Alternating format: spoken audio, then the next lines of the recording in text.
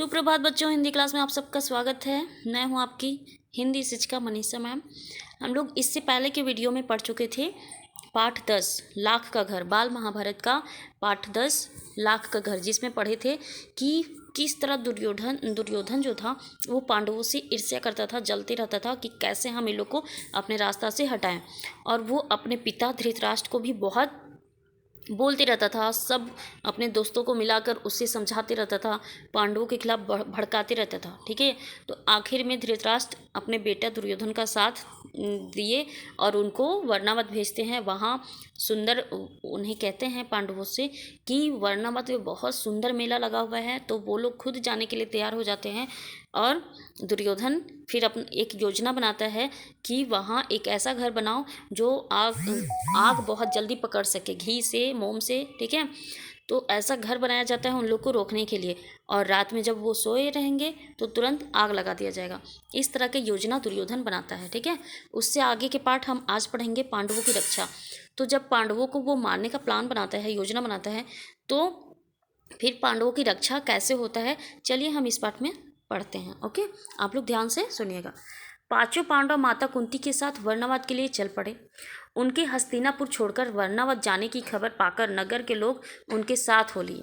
जब नगर के सारे लोग जानते हैं कि ये हस्तिनापुर छोड़ के वर्णावत जा रहे हैं, तो वो भी साथ में चलने लग जाते हैं, नगर के लोग। ठीक है, बहुत दूर जाने के बाद युधिष्ठिर ने कहा कि मानकर नगरवासियों को लौट जाना पड़ा।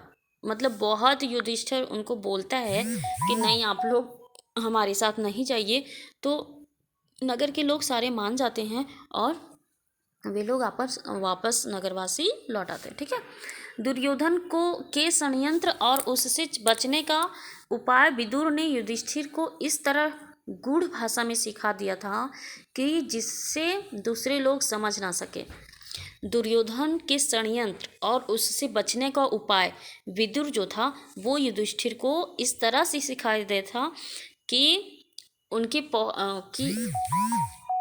गूढ़ भाषा में सिखा दिया था कि जिससे दूसरे लोग समझ ना सके। ठीक है, मतलब गुप्त भाषा में बता दिया गया था। विदुर पहले ही बता दिया गया था कि ये जो दुर्योधन का प्लान है, योजना है। ठीक है, तो वो लोग पहले जानते थे। अब देखो, वर्णावत के लोग पांडवों की आगमन की खबर पाकर बड़े खुश हुए और उनके वहां पहुंचने पर उन्होंने बड़ी ठाठ से उनका स्वागत किया। जब तक लाख का भवन बनकर तैयार हुआ, पांडवों दूसरों घरों में रहते रहते। जब तक वो भवन तैयार हुआ, लाख का घर जो जल्दी आग पकड़ ले, तब तक पांडव दूसरे घरों में रहते रहे, जहाँ पुरोचन ने पहले ही उनका ठहरने का प्रबंध कर दिया था। लाख का भवन बनकर तैयार हो गया तो पुरोचन उन्हें उसमें ले गया। भवन में प्रवेश करते ही युधिष्ठिर ने उसे खूब ध्यान से देखा। भवन में प्रवेश करते ही पहले युधिष्ठिर पूरा अच्छा से उस घर को देखता है। विदुर की बातें उन्हें याद थी। ध्यान से देखने पर युधिष्ठिर को पता चल गया कि यह जल्दी आग लगने वाली चीज़ों से बना हुआ है। युधिष्ठिर ने भीम को भी यह भेद बता दिया। जब युधिष्ठिर ये जान जाता है कि ये जो विदुर हमको बोला है वो बिल्कुल सही है, तो वो फिर भीम को भी बताता है कि ये ऐसा घर बनाया गया है जो जल्दी आग पकड़े। ठीक है, युधिष्ठिर ने भीम को भी भेद बता दिया कि ये दुर्योधन का चाल है, पर साथ ही उसे सावधान करते हुए भी कहा कि यद्यपि यह साफ मालूम हो गया है कि यह स्थान खतरनाक है, फिर भी हमें विचलित नहीं होना चाहिए, घबराना नहीं चाहिए। पुरोचन की इस बात का जरा भी पता ना लगे कि उसके षड्यंत्र का भेद हम पर खुल गया है। मौका पाकर हमें यहाँ से निकल भागना होगा। भीम को वो समझाते हुए कहते हैं कि हमको तो पता है कि ये जल्दी आग लगने वाला घर है, लेकिन हम लोग अगर विचलित हो जाएंगे तो दुर्योधन को पता चल जाएगा कि हम जान चुके हैं उसके भेद के बारे में, लेकिन हम लोग को सावधानी से रहना होगा। ये युधिष्ठिर भीम को समझाते हैं, पर अभी हमें जल्दी से ऐसा कोई काम नहीं करना चाहिए जिससे शत्रु के मन में जरा भी संदेह पैदा हो जाए। ठीक है, युधिष्ठिर की इस सलाह को भीमसेन सहित सब भाइयों तथा कुंती ने मान ली। युधिष्ठिर का जो सलाह दिया तो सारे भाई मान लिए और साथ में उनकी माता भी वो मान ली। ठीक है, वे उसी लाख के भवन में रहने लगे। इतने में विदुर का भेजा हुआ एक सुरंग बनाने वाला कारीगर वर्णावत नगर में आ गया। विदुर का भेजा हुआ सुरंग बनाने वाला, उस घर के अंदर अंदर ही रास्ता बनाने वाला एक वहाँ आदमी भी, कारीगर भी भेजा गया। ठीक है, विदुर भेजा था। उसने एक दिन पांडवों को अकेले में पाकर उन्हें अपना परिचय देते हुए कहा कि आप लोगों की भलाई के लिए हस्तिनापुर से रवाना होते समय विदुर ने युधिष्ठिर से सांकेतिक भाषा में जो कुछ कहा था वह बात मैं जानता हूँ। यह मेरे सच्चे मित्र होने का सबूत है। अगर मुझ पर भरोसा रखें, मैं आप लोगों की रक्षा का प्रबंध करने के लिए आया हूँ। जब वो आदमी यहाँ पहुँचा तो वो पांडवों से एक दिन मिल के कहता है कि हम आप लोग की रक्षा करने के लिए यहाँ आए हैं। ठीक है, इसके बाद वह कारीगर महल में पहुँच गया और गुप्त रूप से कुछ दिनों में ही उसमें एक सुरंग बना दी जो किसी को पता नहीं चले। ठीक है, इस रास्ते से पांडवों महल के अंदर नीचे ही नीचे चार दीवारी और गहरी खाई को लांघकर सुरक्षित बेखटके बाहर निकल सकते थे। वो ऐसा रास्ता बना दिया जो बिना कोई परेशानी के वो बाहर निकल सकते थे पांडवों। ठीक है, यह काम इतने गुप्त रूप से और इस खूबी से हुआ कि पुरोचन की अंत तक इस बात की खबर ना होने पाई। पुरोचन को पता ही नहीं था, वो तो खुश था कि इस घर में हम आग लगा देंगे तो सारे पांडव और माता कुंती मर जाएगी।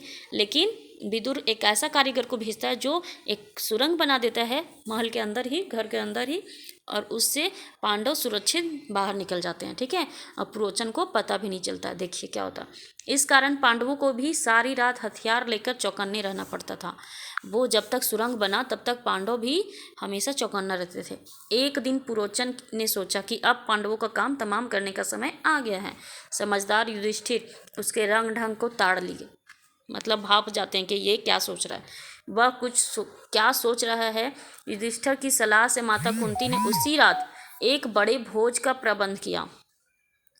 नगर के सभी लोगों का भोजन कराया गया। बड़ी धूमधाम रही, मानो कोई बड़ा उत्सव हो। खूब खा पीकर भवन के सब का कर्मचारी गहरी नींद में सो गए। पुरोचन भी सो गया। आधी रात के समय भीमसेन ने भवन में कई जगह आग लगा दी और फिर पांचों भाई माता कुंती के साथ सुरंग के रास्ते अंधेरे में रास्ता टटोलते टटोलते बाहर निकल गए। ठीक है, पांचों पांडव और माता कुंती निकल गए और भीम आग लगा दिया। ठीक है, सबको खाना पीना खिला के सुला दिया और भीम आग लगा देता है। भवन से बाहर वे निकले ही थे कि आग ने सारे भवन को अपनी लपेटों में ले लिया। पुरोचन के रहने के मकान में भी आग लग गई। पुरोचन भी वहीं था और मकान में आग लग गई। सारे नगर के लोग इकट्ठे हो गए और पांडवों के भवन को भयंकर आग की भेंट होते देखकर हाहाकार मचाने लगे।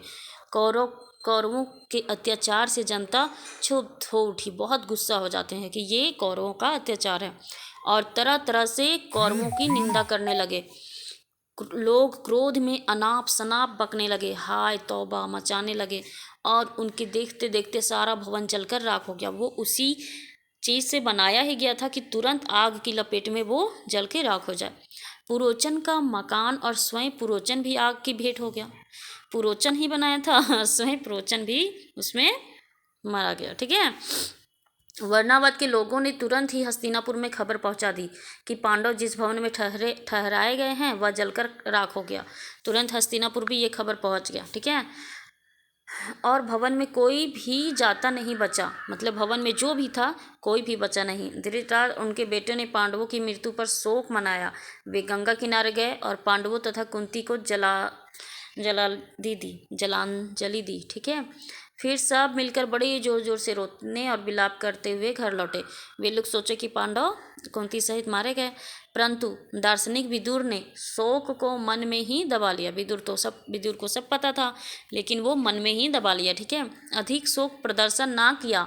इसके अलावा विदुर को यह भी पक्का विश्वास था कि पांडव लाख के भवन से बचकर निकल गए होंगे। पितामह भीष्म तो मानो शोक के सागर में ही थे, पर उनको विदुर ने धीरज बंधाया और पांडवों के बचाव के लिए किए गए सारे प्रबंध का हाल बताकर उन्हें चिंता मुक्त कराया। भीष्म पितामह को पता नहीं था कि ये बचाने के लिए उपाय बन चुका है, पांडव बच चुके हैं। उनको पता नहीं था, वो बहुत शोक में थे। तो उनको विदुर समझाते हैं और धीरज बंधाते हैं कि हम सारा प्रबंध किए थे उनको बचाने के लिए। ठीक है। लाख के घर से जलता हुआ छोड़कर पांचों भाई माता कुंती के साथ बच निकले और जंगल में पहुंच गए। जंगल में पहुंचने पर भीमसेन ने देखा कि रात भर जगे होने तथा चिंता और भय से पीड़ित होने के कारण चारों भाई बहुत थके हुए हैं। माता कुंती की दशा तो बड़ी ही दयनीय है, बेचारी थक कर चूर हो गई थी। सो महाबली भीम ने माता को उठाकर अपने कंधे पर बिठा लिया और नकुल एवं सहदेव को कमर पर ले लिया। युधिष्ठिर और अर्जुन को दोनों हाथों से पकड़ लिया और वह उसी जंगली रास्ते में उन्मत्त हाथियों के समान झाड़ झंगाड़ और पेड़ पौधों को उखाड़ इधर उधर हटाता और रौंदता हुआ तेजी से चलने लगा। भीष्म इतना बलशाली था कि अपनी माता को उठा के कंधे पे बैठा लिया, दोनों भाइयों को और नकुल और सहदेव को कमर में, ठीक है, कमर में ले लिया, गोद में जैसे लेते हैं बच्चों को वैसे ले लिया, और युधिष्ठिर और अर्जुन को हाथ से पकड़ लिया और जैसे हाथी पूरा वन को उजाड़ते हुए चलता है उसी तरह वो भी चलने लगे और रौंदता हुआ तेजी से चलने लगे। ठीक है। जब वे गंगा के किनारे पहुंचे तो वहां विदुर की भेजी हुई एक नाव मिली। वो विदुर भेजा था नाव। युधिष्ठिर ने मल्लाह से सांकेतिक प्रश्न करके जांच लिया और वह मित्र है। वो सांकेतिक प्रश्न करते थे कि ये हमारे पक्ष में है कि ये दुर्योधन के पक्ष में है। वे लोग अगले दिन शाम होने तक चलते ही रहे ताकि किसी सुरक्षित स्थान पर पहुंच जाए। सूरज डूब गया और रात हो चली थी। चारों तरफ अंधेरा छा गया। कुंती और पांडव एक तो थकावट के मारे चूर हो गए, ऊपर से प्यास और नींद भी उन्हें सताने लगी। चक्कर सा आने लगा, एक पग भी आगे बढ़ाना असंभव हो रहा था। भीम के सिवाय और सब भाई वहीं जमीन पर बैठ गए। कुंती से तो बैठा भी नहीं गया। वह दीन भाव से बोली, मैं तो प्यास से मरी जा रही हूँ, अब मुझे बिल्कुल चला नहीं जाता। धृतराष्ट्र के बेटे चाहे तो भले ही मुझे यहाँ से उठा ले जाए, मैं तो यहीं पड़ी रहूँगी। यह कहकर कुंती जमीन पर गिरकर बेहोश हो गई। ठीक है। चलते चलते वो इतना थक गई थी कि बेहोश हो गए। माता और भाइयों का यह हाल देखकर क्षोभ के मारे भीमसेन का हृदय दग्ध हो गया। बहुत दुखी हो जाते हैं देख के। वह उस भयानक जंगल में बेधड़क घुस गया और इधर उधर घूम घाम कर उसने एक जलाशय का पता लगा लिया। ठीक है, कि जल हमको कहाँ से मिलेगा वो पता लगा लेता है। उसने पानी लाकर माता व भाइयों की प्यास बुझाई। पानी पीकर चारों भाई और माता कुंती ऐसे सोए कि उन्हें अपनी सुध बुध तक का ख्याल नहीं रहा। अकेला भीमसेन मन ही मन कुछ सोचता हुआ चिंतित भाव से बैठा रहा। पांचों भाई माता कुंती को लिए अनेक विघ्न बताओं का सामना करते हुए और बड़ी मुसीबतों झेलते हुए उस जंगली रास्ते में आगे बढ़ते ही चले गए। ठीक है। भीम सबको साथ में लेते हुए आगे बढ़ते ही चले गए। वे कभी माता को उठाकर तेज चलते तो कभी थके मांदे बैठ जाते, कभी एक दूसरे के होड़ लगाकर रास्ता पार करते। वे ब्राह्मण ब्रह्मचर्यों का भेष धरकर एक चक्रा नगरी में जाकर एक ब्राह्मण के घर रहने लगे। वे अपना रूप वेश ब्राह्मण जैसा बना लेते हैं और एक ब्राह्मण के घर जाते हैं एक चक्रा नगरी में और वहीं रहने लग जाते हैं। ठीक है। माता कुंती के साथ पांचों पांडव एक चक्रा नगरी में भिक्षा मांगकर अपनी गुजर करके दिन बिताने लगे। एक चक्रा नगरी है, ठीक है, उसी नगरी में वो लोग रहने लगे ब्राह्मण के भेष में और अपना दिन बिताने लगे। भिक्षा के लिए जब पांचों भाई निकल जाते तो कुंती का जी बड़ा बेचैन हो जाता। वह बड़ी चिंता में उसकी बाट जोती, मतलब उसका इंतजार करती। उनके लौटने में जरा भी देर हो जाती तो कुंती के मन में तरह तरह की आशंकाएं उठने लगती थी। पांचों भाई भिक्षा में जितना भोजन लाते कुंती उसके 2 हिस्से कर देती। एक हिस्सा भीमसेन को दे देती और बाकी आधे से 5 हिस्से करके चारों बेटे और खुद खा लेती। एक हिस्सा सिर्फ भीमसेन को मिलता था। ठीक है। जिस पर भी भीमसेन का भूख नहीं मिटता था। जितना भिक्षा वो लेके आते थे एक हिस्सा भीमसेन को मिलता था और एक हिस्सा में वे 4 भाइयों को देते थे और एक खुद खाती थी। लेकिन भीमसेन का फिर भी भूख नहीं मिटता था। हमेशा ही भूखा रहने के कारण वह दिन पर दिन दुबला होने लगा। भीमसेन जितना मजबूत था वो खाना कम होने के कारण दिन पर दिन दुबला पतला होने लगा। भीमसेन का यह हाल देखकर कुंती और युधिष्ठिर बड़े ही चिंतित हो रहने लगे। थोड़े से भोजन में पेट न भरता था सो भीमसेन ने एक कुम्हार से दोस्ती कर ली। उसने मिट्टी आदि खोजने में मदद करके उसको खुश कर दिया। कुम्हार भीम से बड़ा खुश हुआ और एक बड़ी हांडी बनाकर उसको दी। भीम उसी हांडी को लेकर भिक्षा के लिए निकलने लगा। उसका विशाल शरीर और उसकी यह विलक्षण हांडी देखकर बच्चे तो हंसते हंसते लोटपोट हो जाते थे। उसका एक शरीर बहुत विशाल था और एक विलक्षण अद्भुत उनका एक हांडी था, तो सारे बच्चे देख के लोटपोट हो जाते थे, हंसते रहते थे। एक दिन चारों भाई भिक्षा के लिए गए। अकेले भीमसेन माता कुंती के साथ घर पर रहा। इतने में ब्राह्मण के घर के भीतर एक बिलख बिलख कर रोने की आवाज़ आई। अंदर जाकर देखा तो ब्राह्मण और उसकी पत्नी आंखों में आंसू भरे सिसकियां लेते हुए एक दूसरे से बातें कर रहे थे। दोनों रो रहे थे और एक दूसरे से बातें कर रहे थे। ब्राह्मण बड़े दुखी हृदय से अपनी पत्नी से कह रहा था कि कितने ही बार मैंने तुम्हें समझाया कि इस अंधेर नगरी को छोड़कर कहीं और चले जाएं, पर तुम नहीं मानी। यह ही हट करती रही कि मेरे बाप दादा का गांव है, यहीं रहूंगी। बोलो अब क्या करती हो? अपनी बेटी की भी बलि कैसे चढ़ा दूं और पुत्र को कैसे काल कवलित होने दूं? यदि मैं शरीर त्यागता हूँ तो फिर इन अनाथ बच्चों का भरण पोषण कौन करेगा? हाय, मैं अब क्या करूँ? और कुछ करने से तो अच्छा उपाय यह ही है कि सभी एक साथ मौत के गले लगा लें, यही अच्छा होगा। कहते कहते ब्राह्मण शीशा से कट करो। एक दिन भीमसेन देखता है कि कौन रो रहा है। जब वो देखता है तो ब्राह्मण और उनकी एक पत्नी रो रहे थे, ठीक है। और वो लोग बातें कर रहे थे कि हम कब से तुमको बोल रहे हैं कि यहाँ हम अंधेर नगरी को छोड़ के कहीं और चलते हैं। तो ये भीमसेन सुन रहा था। अब देखो क्या होता है। ब्राह्मण की पत्नी रोती रोती बोली, प्राणनाथ, मुझे मरने का कोई दुख नहीं है।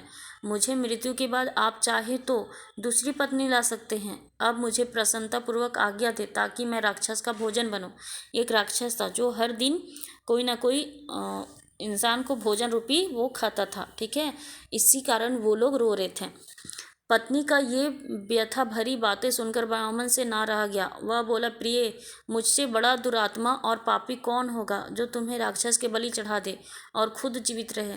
माता पिता की इस तरह बातें करते हुए देख ब्राह्मण की बेटी से ना रहा गया। उसने करुण स्वर में कहा, पिताजी, अच्छा तो यह है कि राक्षस के पास आप मुझे भेज दें। माता जाना चाह रही थी, फिर उसका पति वो खुद जाना चाह रहा था, तो जब बेटी देखती तो बेटी भी बोली कि नहीं, हम जाते हैं, ठीक है, राक्षस का भोजन बनने के लिए। सबको इस तरह रोते देखकर ब्राह्मण का नन्हा सा बालक पास में पड़ी हुई सूखी लकड़ी हाथ में लेकर घुमाता हुआ बोला कि उस राक्षस को मैं ही इस लकड़ी से तरह से जोर से मार डालूंगा। छोटा बच्चा था लेकिन फिर भी वो लकड़ी उठाकर बोलता है कि हम राक्षस को इस लकड़ी से मार डालूंगा। कुंती खड़ी खड़ी यह सब देख रही थी। अपनी बात कहने का उसने ठीक मौका देखा।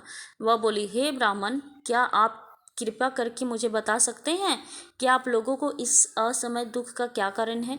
तब कुंती पूछती हैं कि क्या कारण है, आप लोग इतने दुखी क्यों हैं? ब्राह्मण ने कहा, देवी सुनिए, इस नगरी के समीप एक गुफा है जिसमें बक नामक एक अत्याचारी राक्षस रहता है। क्या? बक, ठीक है, बक नामक था। रहता था। पिछले 13 वर्षों से इस नगरी के लोगों पर वह बड़े जुल्म ढा रहा है। 13 वर्षों से इस देश का राजा जो वेत्रकीय नाम के महल में रहता था, इतना निकम्मा है कि प्रजा को राक्षस के अत्याचार से बचा नहीं रहा है।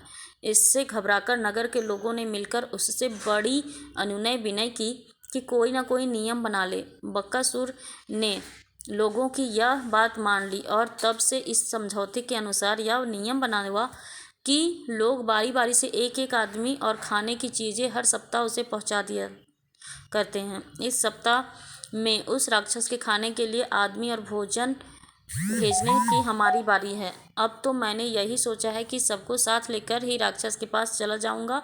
आपने पूछा सो आपको बता दिया। इस कष्ट को दूर करना तो आपके बस में ही नहीं है। कुंती से सारा ब्राह्मण अपना बात बता देता है, ठीक है, कि बक नाम का एक राक्षस है जो हम पे बहुत अत्याचार कर रहा है। ब्राह्मण की बात का कोई उत्तर देने से पहले कुंती ने भीम की सलाह ली। पहले वो भीम से पूछती है। उसने लौटकर कहा कि विप्रवर, आप इस बात की चिंता छोड़ दें। मेरे 5 बेटे हैं, उनमें से एक आज राक्षस के पास भोजन लेकर जाएगा। सुनकर ब्राह्मण चौंक पड़ा और बोला कि आप भी कैसी बात करते हैं? आप हमारी अतिथि हैं, हमारे घर में आश्रय लिए हुए हैं। आपके बेटे का मौत के मुंह में मैं भेजूं? यह कहाँ का न्याय है? मुझसे यह नहीं होगा। ब्राह्मण नहीं तैयार होता है। कुंती का डर था कि यदि यह बात फैल गई तो दुर्योधन और उनके साथियों को पता लग जाएगा कि पांडव एक चक्रा नगरी में छिपे हुए हैं। इसीलिए उनसे ब्राह्मण से इस बात का गुप्त रखने का आग्रह किया। कुंती ने जब भीमसेन को बताया तो उसे बकासुर के पास भोजन सामग्री लेकर जाना होगा तो युधिष्ठिर खींच गए। वो चिढ़ जाते हैं और बोले कि यह तुम कैसा दुस्साहस करने चली हो माँ। युधिष्ठिर उनके बात नहीं मानते हैं, ठीक है। लेकिन युधिष्ठिर की इन कड़ी बातों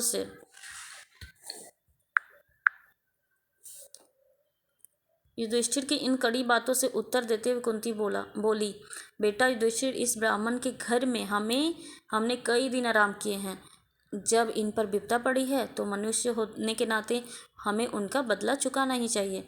मैं बेटा भीष्म की शक्ति और बल से अच्छी तरह परिचित हूँ। तुम इस बात की चिंता मत करो।